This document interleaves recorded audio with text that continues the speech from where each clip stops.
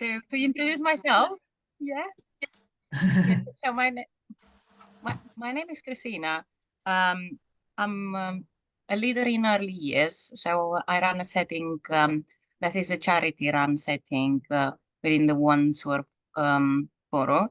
I'm also a PhD Prof Education at the University of Roehampton, looking at the disconnect of the policy in order to look at the workforce's crisis within the early years. I'm also I sit on the early years advisory representing private voluntary and independent PVIs. And I also work for the university, supporting students that are at risk of dropping out of the university. So yeah, I wear more than a hat on a daily basis, and happy to be here as always and learn from you guys and from all the professionals that attend this. It's nice to have the opportunity to hear a little bit more about your background with the smaller group, having seen your face before. Thank you. So Douglas, can I ask you? Yes, okay. I'm in the spotlight in my jacket, so maybe chatting will warm me up a little bit more. Yes, it was lovely to meet Christina at the conference. And it's just lovely to just reconnect with everybody, after such a wonderful event. Personally, from my side, I don't have too much to do with early grade, with young children at that age. But I'm a lecturer at Wits University here in Johannesburg. And one of my programs is a master's in leadership that I teach. So looking at developing the school head teachers and principals of the future. But a lot of my students are foundation phase teachers. So they're going to wind up as school leaders in those schools. So I'm always interested in what I don't know too much about. And that is something like the creativity in those younger years. So that's why I'm here, just to absorb and listen to colleagues and enjoy the conversation. That's fantastic. That's really interesting. And the course that you run, I mean, do you sort of differentiate much between the types of leadership and the different educational phases? Not really. Having been an ex-school principal myself in a previous life, both primary and high school, I don't think, you really differentiate unless you are maybe looking at instructional leadership and what goes on in the classroom. And if you're a principal and you don't have much experience, say a certain level or a certain subject, you might lean then, on your head of department or your subject specialists to look at the pedagogical approaches that might be necessary in the classroom. But so I don't necessarily specify, say, okay, all the high school principals come sit here and the primary school there. It certainly isn't the case. It's quite a broad-based program, but it's always nice to have more insight into what different leaders are challenged with within the school space. So although it's a leadership program, many of the participants aren't going to become school head teachers. They will be heads of department in, say, foundation phase or senior phase chemistry, whatever it might be. So it's just having that insight into what their challenges and opportunities are is always exciting for me. That's really interesting. Yeah, we have often found that within the early years sector that there are some differences between necessary leadership approaches. Yeah. Down to the types of settings, but also down to the types of care and the communities that you have around them. And so that's really kind of what this space is for. And we hope to be able to launch some further research around that. So it's really interesting. And I like the fact that you say you can learn from what happens, those challenges in other phases. Particularly, do you remember Ken Robinson? And his famous TED talk about creativity in schools. I think I've seen it, yes. Yeah, he often used to say that every phase of education can learn a lot from early years, you see. No, absolutely. And, just my experience in leadership and wherever is just very much about how do you bring creativity into the space? How do you stimulate it, make learning an exciting place for children, and not just their creativity, but the teachers and the creativity of your leaders as well. And although it's, you could say that the experience might be nuanced for leaders at different levels in the school, there's definitely opportunity for people to learn from each other. And for me to take learnings and ideas from a platform like this and take it into my course is great. And any papers that are written, I'm always out there searching for new articles which might be in different sectors, and then trying to, give it to my students. Whether they read them or not is another story, but we definitely try. Oh, fantastic. I noticed that Simon has succeeded in joining us. Simon? Okay, brilliant. Yeah, I'm struggling to get my camera my to screen off then. Well, thanks, everybody. Thanks, Douglas. That's okay, Simon. If you want a moment, we were just talking about why we're here, and I hadn't come to Ashley yet. So sure. Should I give you a couple of minutes and chat to Ashley? Yeah, I'm signing into my account, so just bear with me. Okay, Ashley. Oh, you're on mute. Can you, sorry, somebody called me as I was on the phone. So I actually find all of this really, really interesting. I'm actually an EdD student right now. Okay. I had been working at, I work in the Middle East, so I work in the UAE, and I had been working as a lecturer teaching the Bachelor's of Early Childhood to only Emirati students. But unfortunately, for me, they were missing a lot of this kind of thing in their curriculum and in the actual program itself. So for me, I'm actually going back into a school next month as an assistant head teacher of lower primary. And I'm actually reading a lot from Julie Fisher right now, her 5th edition book of Starting with the Child. And a lot of her conversations are exactly what we've been talking about here. And my background for the last 12 years has always been teaching and training in early years. So I've been teaching all the NCFE cash level 1 to level 3. So I love training. And I think a fundamental element of that that's really missing is allowing adults space to play and prioritizing play, and kind of that allowing teachers to have that time to interact with children. So I'm currently focusing my research on kind of that and the perceptions around play, which I really am interested to see, because I'm moving into a brand new school. So even though it's part of a company, so it's a private school, I'm really interested in co-creating the curriculum together.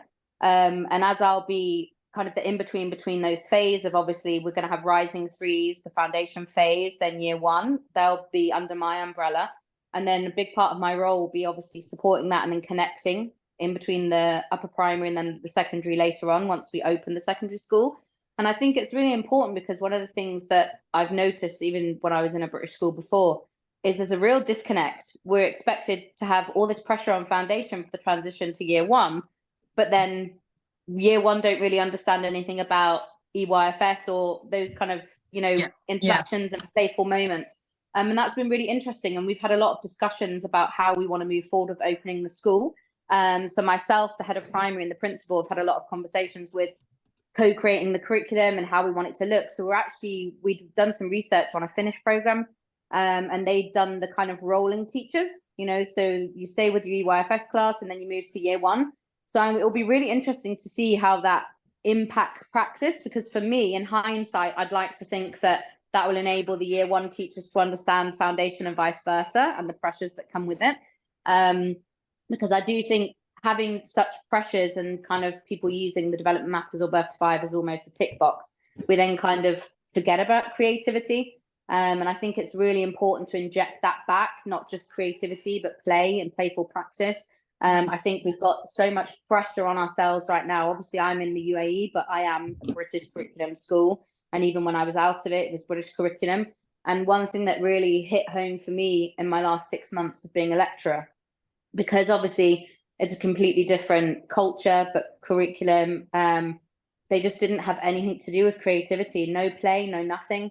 I was seeing students in schools, which isn't not new to me. I've observed thousands of students during my time of training here.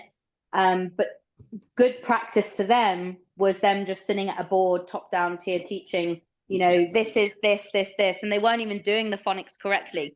you know, they were teaching it incorrectly, you know, that's another battle. But it was almost like they just wanted students that were quiet. I'm actually at a friend's house now because they moved to Canada in a week, so we're trying to spend time with their little ones. And one of the little girls, she's only 3, she just said, oh yeah, I'm glad I don't have to go to nursery anymore because all they want to do is circle time. And we were like, what circle time, Huda? And she was like, oh, where we have to sit on the carpet and just be quiet, and it's too long. And if I'm talking, we have to go to the baby room. So I was like, wow, like just that, even that pressure at nursery here, that you can't allow children the space to be creative and imaginative and to play, where actually those spaces allow our students to really practice what we're even exploring and allow them obviously to learn those skills and hone them in. And I think because adults, we're on that kind of always, okay, we've got to do this, and education's now a commodity, especially here, you know, it's all linked to ratings. So if your school rating goes up, we can charge an extra £10,000 a year per student. So all those pressures really impact the classroom, which is a shame, because then we don't have these opportunities to be creative and playful. Yeah, and I mean, there's a lot in there about, and then how do you lead for that systemic change, which is just so very necessary. Right, Simon, I think this is where we hand over to you.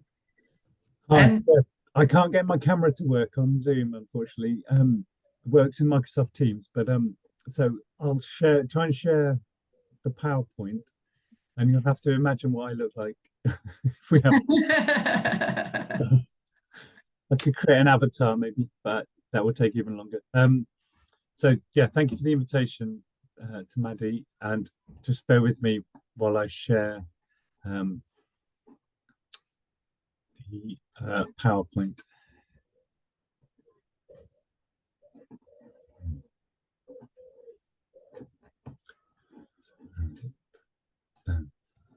If it doesn't work, Simon, I've got a list of questions I wanted to ask you anyway. So, oh, look at that. Does that look right? Yeah. Yeah.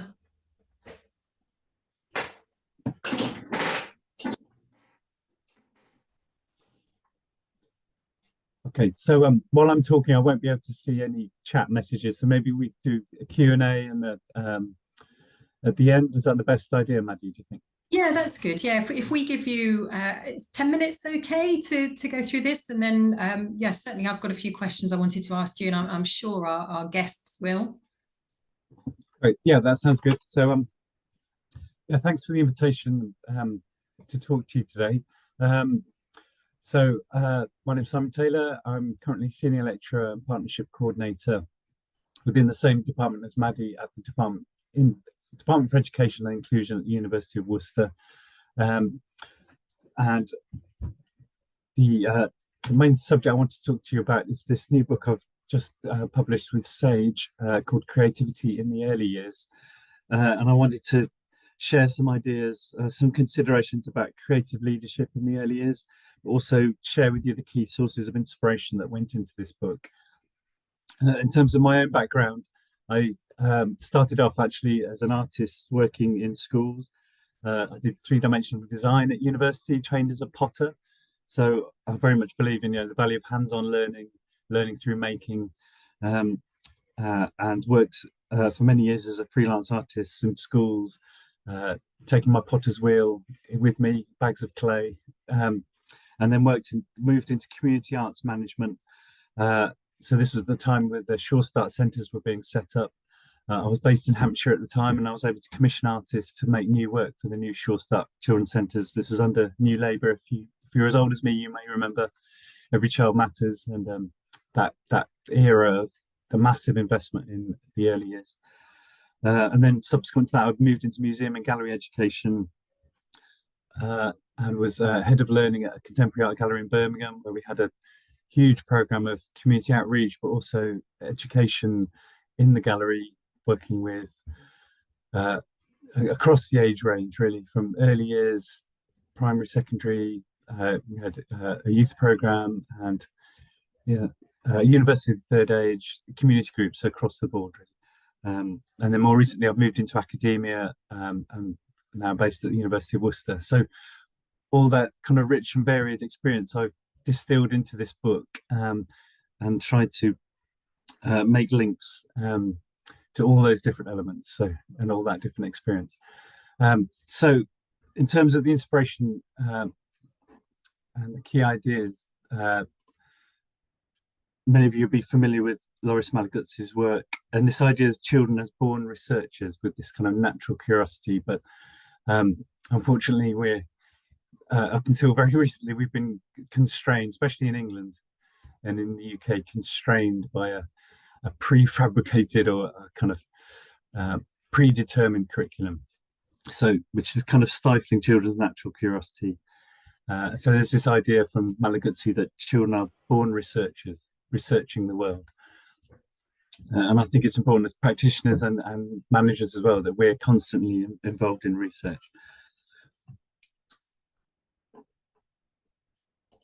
Another key starting point for me was the work of Bill Lucas and Ellen Spencer from the Centre for Real World Learning at the University of Winchester. So this is Bill Lucas's his five-dimensional model of creativity.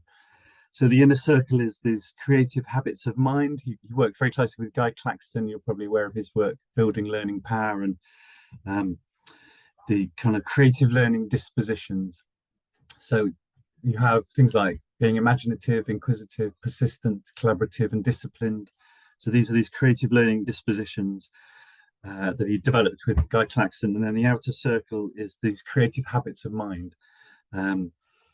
Things like playing with possibilities, the importance of learning through play, cooperation, sticking with difficulty, tolerating uncertainty.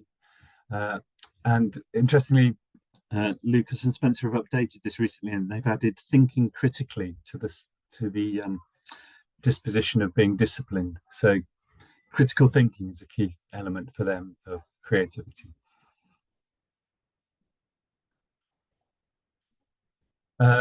Many of you will be familiar with the work of Malaguzzi and the 100 languages of children. So this idea that every child has 100 different creative potentials and creative possibilities across all the domains, science, the arts, music, English, language. But currently our school systems stifle that creativity and that potential. So this has echoes with Ken Robinson's idea, that famous TED talk he did, do schools kill creativity?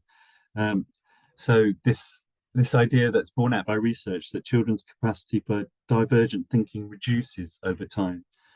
And this idea that perhaps we're educated out of our creativity as we progress through mainstream education. So that's maybe something we can talk about, that's open for debate, but there are hints of that in this poem, 100 Languages of Children by Loris Malaguzzi. So like I said, my background is working in the visual arts and as a kind of maker. So a key thing for me is the importance of, this is something I talk about in the book, the importance of drawing and mark making, which is one of the 100 languages of children, it could be argued, which develops fine and gross motor skills. It's a means of communication and understanding the world. It's some researchers have argued it's a precursor to writing, but it also has intrinsic value in its own right.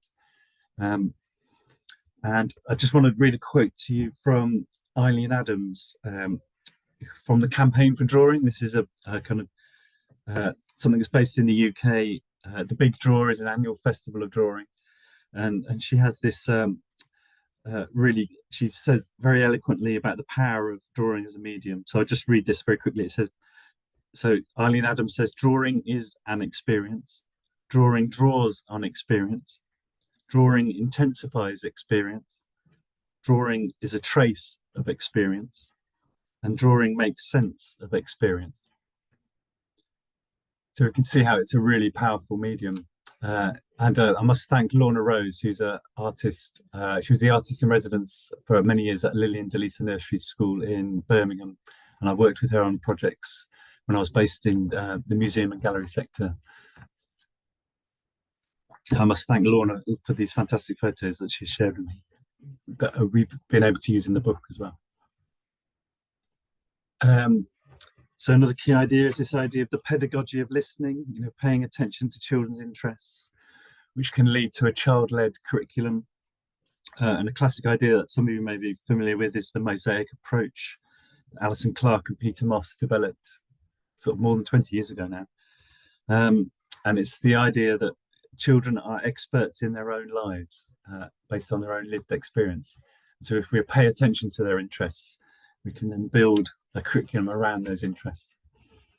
And the classic thing is to, use digital cameras, digital photography as part of that process. I mentioned learning through making. So my background is using clay. I worked as a potter, as I mentioned. So I feel that, I believe very strongly in the power of learning through making, thinking in 3 dimensions, thinking with your hands, the use of intelligent materials such as clay. This is a key part of the ateliers, which are but part of the Reggio Emilia approach. This idea of the ateliers is based on the model of the artist studio. So one of them that they had for many years is in the shape of clay. So the power of using certain intelligent materials.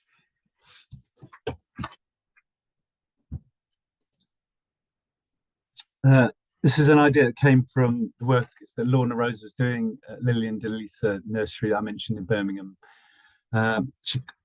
This is the idea of natural maths, so creative and play-based approaches to learning mathematics. You'll note the use of loose parts and this idea that you set up these environments, so the environment itself becomes the third teacher, which again is another idea from Reggio.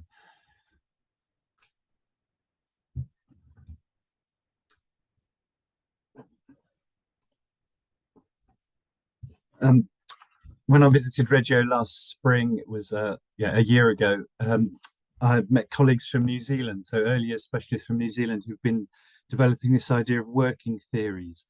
So Helen Hedges and academics in New Zealand, they're really keen in exploring this transdisciplinary or the interdisciplinary nature of creativity.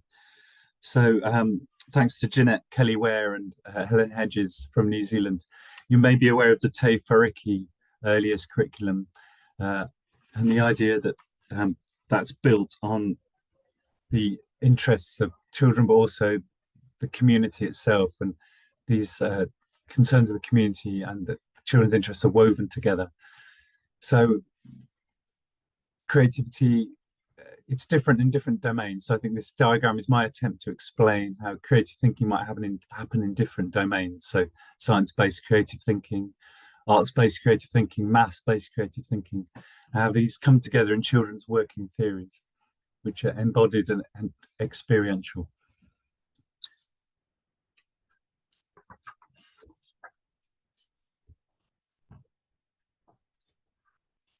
So this enables, I'm quoting here from Helen Hedges now, this enables children to develop knowledge and enables them to participate effectively in their families, communities and cultures.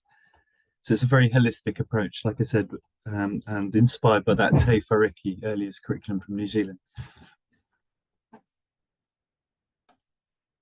Another key, I think a key idea, which again is useful, I think it's an important consideration in terms of leadership in the early years, is this idea of pedagogical documentation. So this is tangible, it's real evidence of children's learning. It's a way of communicating with parents and staff.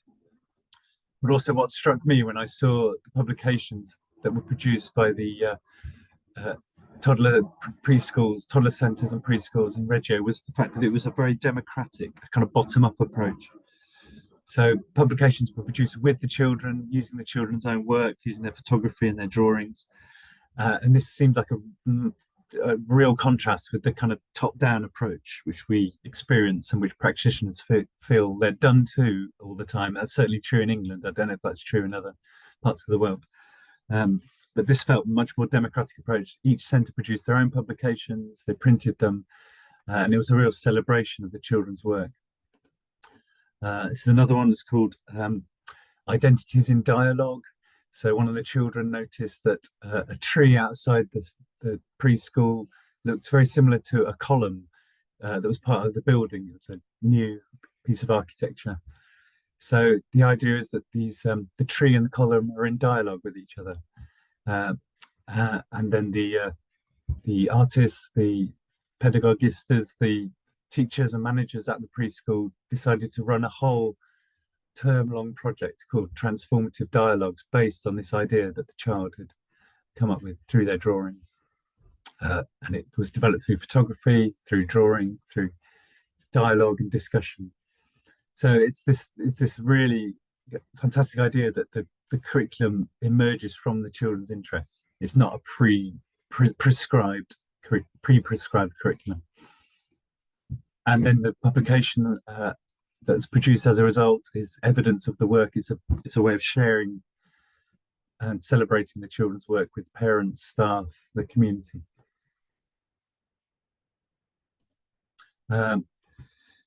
So another key idea, I think, is this idea of visual metaphor. And this is the idea of the importance of the social imagination and storytelling in children's learning, the kind of co-construction of meaning. This is a publication, again, produced through the research that was generated in the preschools and nurseries in Reggio Emilia. So, you know, this idea that everyone, the children, the staff, academics, practitioners, they're all involved in generating research and publications. And there's a lovely illustration from the book. This is this idea that if you give children mysterious objects, they don't know what the object's for, what it's used for, they will generate stories through their social imagination, what you might call the social imaginary. So this is the sort of collaborative and co-constructed nature of learning. So the example here is this mysterious object given to two girls. It's actually a pair of bellows, but they didn't know what it was. They came up with this story that the mysterious object sucks up all the colors in the world and blows out a rainbow. And then they visualize this through drawing and photography. So this is their own work as a result of spending time with this mysterious object.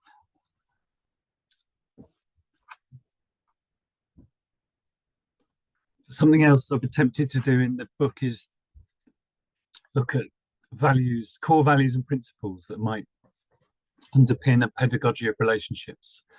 Excuse me. So again, this is an idea from Reggio, is that a key part of any early years setting is this pedagogy of relationships.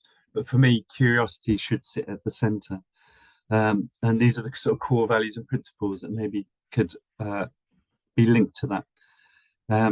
So I've referenced different elements that I think are important. Taking time is a reference to Alison Clark's idea of slow knowledge and the unhurried child. So this is the idea of slow pedagogy.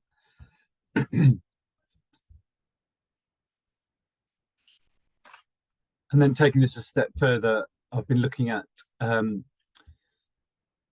how we might think about creative leadership and these transformative dialogues, and how leaders in earlier settings can become agents of change. So again, curiosity is sitting at the center, and then you've got these connecting principles and relationships that might support creative leadership in the early years. And I've referenced things like flow, so that's Csikszentmihalyi's idea, you know, how important it is to give time and for that intrinsic motivation. Joy, so that's Malaguzzi's idea of nothing without joy.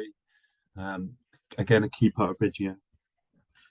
And a lot of this is built on the idea of the school or the nursery as a public space, a place of encounter and connection, interaction and dialogue, according to Thalberg and Moss. So it's very much the idea that it's the school or the nursery is a democratic space where the whole community comes together. So that's practitioners, parents, staff and children. And it's also the idea of the preschool as a communicative system where culture is formed, according to Cagliari. So one final thing I want to share with you, which is something I found really inspiring, is this idea of in order to generate, you know, creative leadership or leading for creativity, you need to have a really clear idea about where you're heading, and maybe a good way of sharing that with colleagues is by developing your own manifesto for change. So this is a lovely example by Margaret Brooks, earlier specialist based in Australia. she's created this incomplete manifesto. So this is pedagogical practices for the visual arts in early childhood education. And she, when I talked to Margaret, she said she was inspired by the architect and designer Bruce Maull's Incomplete Manifesto for Growth, which he designed in 1998. And that was in response to the question, how does one sustain a creative life? So Margaret's come up with these fantastic prompts, things like, begin anywhere, which apparently is advice from composer John Cage. Listen, notice and wonder, go deeper, encourage meaning making and expression, be pedagogically active. So that could be things like sustain shared thinking with the children, or your own professional development or joint practice development.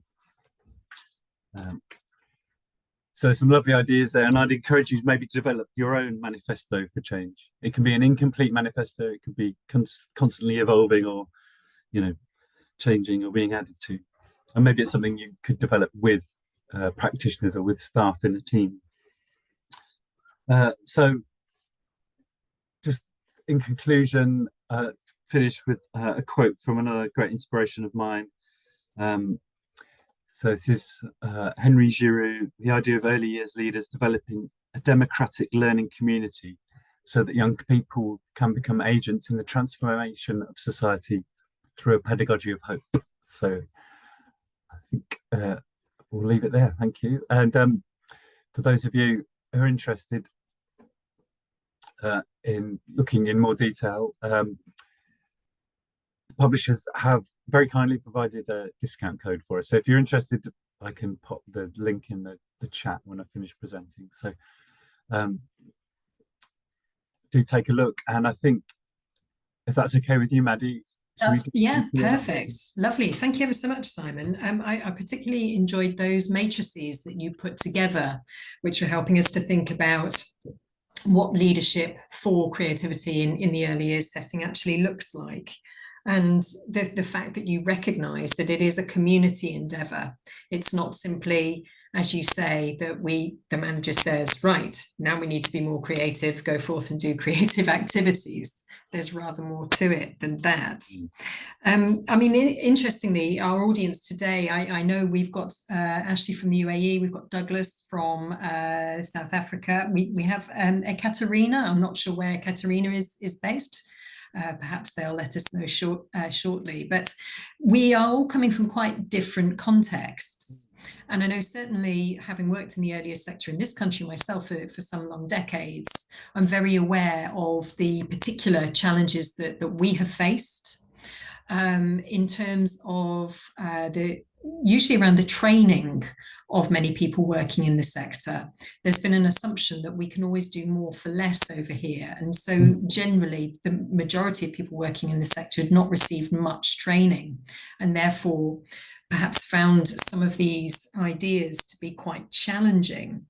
And I was wondering, in your view, what particular approaches you would recommend for leaders to take in earlier settings in this country, and perhaps other contexts where this might be an issue as well, to get over that initial hurdle of this kind of cultural belief that creativity is something that requires skill and education to carry out, and therefore is not necessarily something that everyone is capable of? Yeah, it's a good question. I mean, the ideal model is what you have in Reggio, where you have highly qualified practitioners and an artist in residence in every setting. And I mentioned Lorna Rose in Birmingham, Lillian Delisa Nursery. She's a practicing artist who was a part of the staff team. So that's the ideal scenario, practitioners qualified to master's level and an artist in residence in every setting, but that's not realistic, I think. And or it's an aspiration, but it's quite hard to put everything in place to make that happen. So maybe at a very basic level, it's just inviting parents or practitioners in who are artists or creative practitioners who can provide input or training or informal mentoring for staff. In the book, I recommend that early years practitioners join networks for their own professional development. So that the idea of joint practice development alongside artists or creative practitioners. So if they haven't got those skills, and you're right. Simon? Simon, we've lost you. It's quite challenging. A lot of these approaches are really quite challenging. You're letting go of control, basically. But if you can work alongside creative practitioners or artists, or even just have that networking and that support, that would really help as a starting point, I think.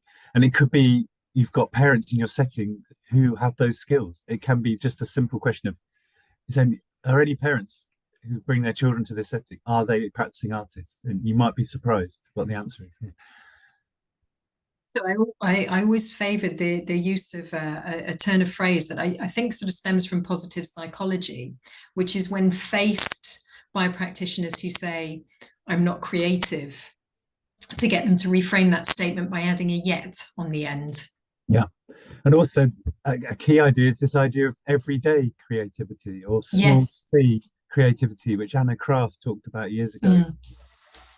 Because the truth is we're all creative, you know, whether it's choosing your outfit in the morning, cooking a meal with leftovers, creating your Spotify playlist, you know, that's that everyday small C creativity. It's not world changing. It's not a new invention. It's not going to change the world, but that small C everyday creativity is just as important. And that maybe helps people get over that hurdle of, oh my God, I can't draw, I'm not creative.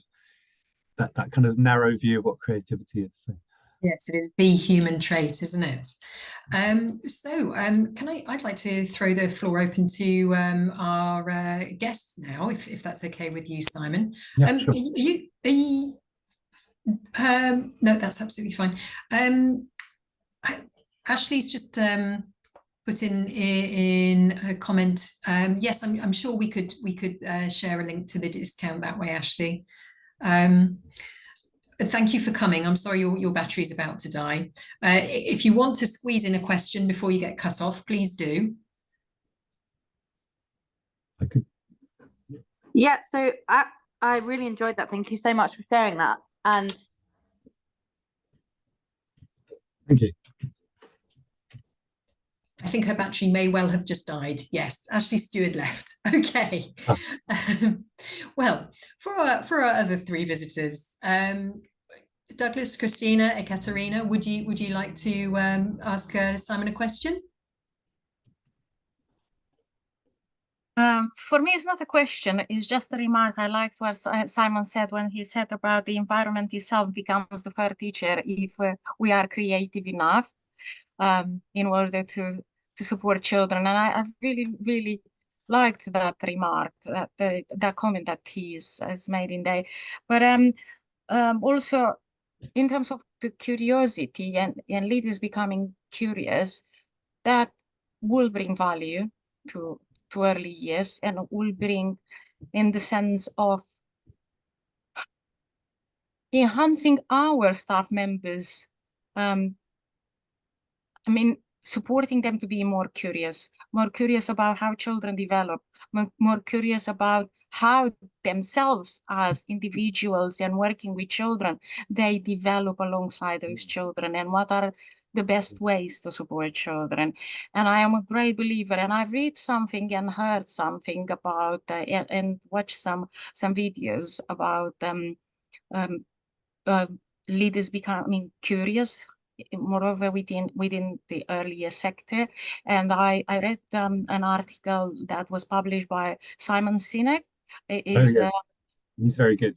Yes. So it is an American author that it's lately he talks a lot about leaders becoming rather curious than being just physical. They involved with the stuff.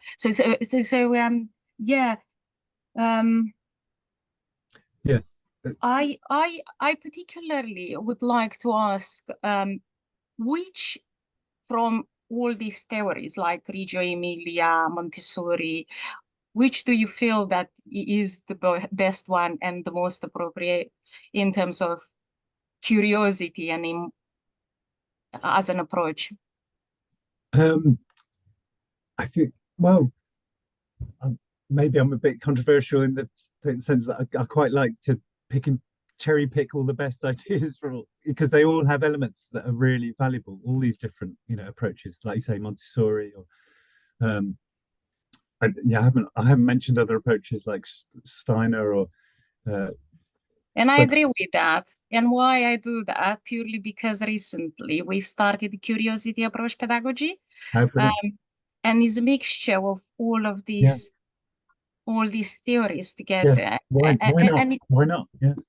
It's really, really good. But again, like yourself said quite rightly, sometimes we do need staff members that they are curious, that are at a level 7 with a master, that they know how to go about this curiosity approach, to embed that within our practice, rather than follow a curriculum or put things outside. Like rightly one of my colleagues said when she was hearing, she is at the back and she was hearing, yes, it's important to have things out for the children that there are not one dimension, like a car is a car, but rather things that they enhancing that imagination.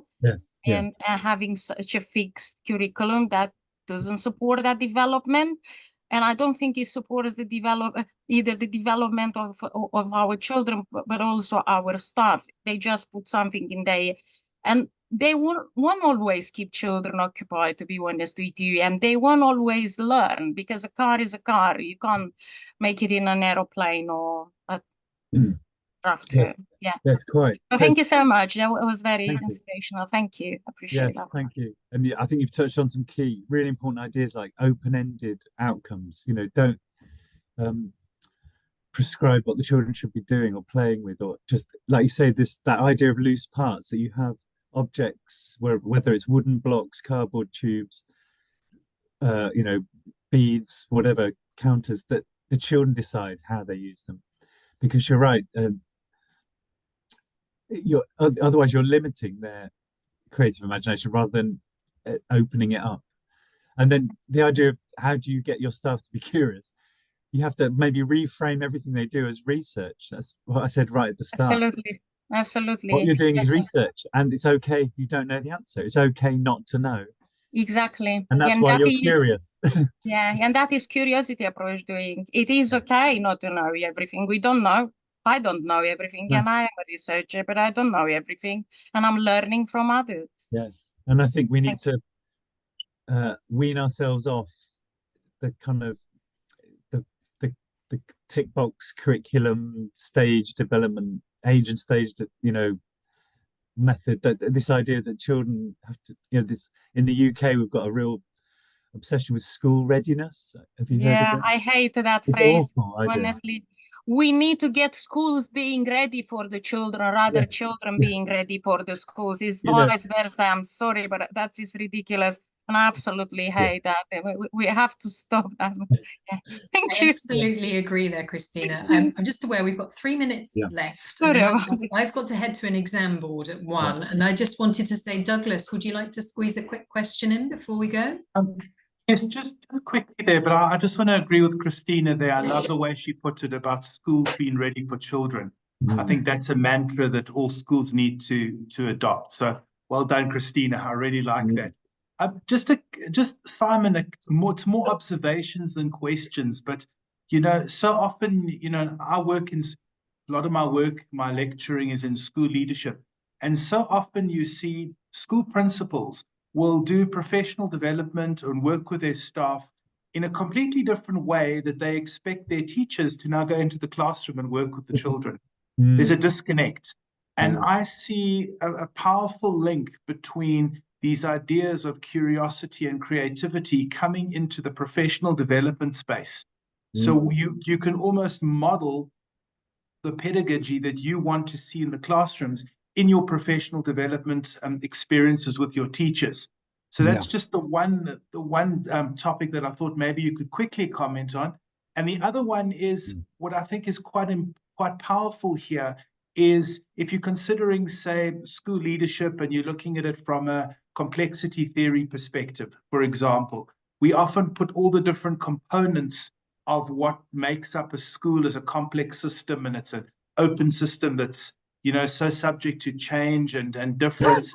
But there's really a space to put curiosity and creativity as components within that, and it could almost reshape the way people understand their complex working systems. So it's more observations, but just your comments. That's brilliant. Thank you. Yeah, thank you, Douglas. I really love the idea of curiosity and creativity in the professional development space, because I'm sure we've all sat in on training sessions where you're told, right, this is the way to do it, blah, yeah, blah blah blah. You know, here's your handout, here's the way, and it's rather than, right, let's try and develop a solution together here. Very rarely have I been in a professional development session that's completely open-ended, where you're coming up with solutions together as peers, and that's, yeah, the and school leaders, that, you know, that they'll have with their staff team, they'll have the solutions, won't they? The ideas will be in the room, and it's how to create space, a safe space where, you know, staff can be curious and creative as part of that process. So yeah. Sorry, Simon, this is a wonderful thread of thought, but I have to get to that resubmission board now, so I've got to say goodbye. So hang on, no, I'm being told it might be 2 p.m. It's 2 p.m, Maddie. I think you're ahead of yourself. Yeah. Oh, that's okay. No, carry on, Simon. I'm in that same meeting. Sorry, did I just panic you then? Yeah. No, Douglas, that's really interesting. I've been curious to know what your experience is of that professional development space. Have you seen any good examples of curiosity and creative thinking? I absolutely have. You know, I spend a lot of my time, a big part of my research is looking at how school leaders, particularly in the South African context, are getting leadership right for inclusive teaching. So, you know, it's obviously, it's a mandate. Sometimes it's kind of just an ephemeral idea to create an inclusive learning space. But you've got certain principals out there who are engaging with staff, looking for creative ways of changing the structure of the environment so that more children are included in the school. It's not just about, well, it's a bell curve model and we teach to most at the expense of some, but it's about how school leaders can be creative in creating inclusionary teaching and learning spaces. So I spend a lot of my time out on the road, embedded in schools, working with principals, so that we can take this knowledge and then we use a whole series of different collaborative consultancy models to work with school principals to say to them, these are what other school leaders are doing out there. What are your ideas so that you can build best practice and take that into your schools? So I certainly think that having teams of people working, you know, going back to what you were showing in your slideshow, working with clay, working with pictures, getting ideas from art, getting people to explore their own creativity and see if they can then model that within the schools they work at, I think is a powerful source of inspiration rather than just conversation. So I'm certainly going to take that away from your presentation. Yeah. Another good one is get the Lego out. Yeah, and that works every time. I've got so much Lego here at my house. My daughter loves it, so I've got sacks of it. I'll take it through. Yeah, amazing things happen when you give Lego as well to academics or leaders or school leaders or, you know, students. Yeah.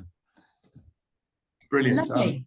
You've given me a wonderful idea for my Monday lecture. Brilliant. Yeah, do it. The prep is done. I'm ready. Do it. Yeah. Right. Well, thank you so much, everyone, and thank you especially, Simon. That was really interesting. Yes, you've got several requests for the slides. This session has been recorded, so we'll look at how we make that available to yourselves and to those who weren't able to make it today. I've emailed the slides to the PowerPoint to you, Maddie, so maybe we can do that. Fabulous. Okay, thank you all and have a lovely afternoon. Thank you so much, everybody. Christina, I look forward to hearing from you on email. I will I'll get in contact soon. Take care. Bye. Bye. Thank you. Bye. Bye.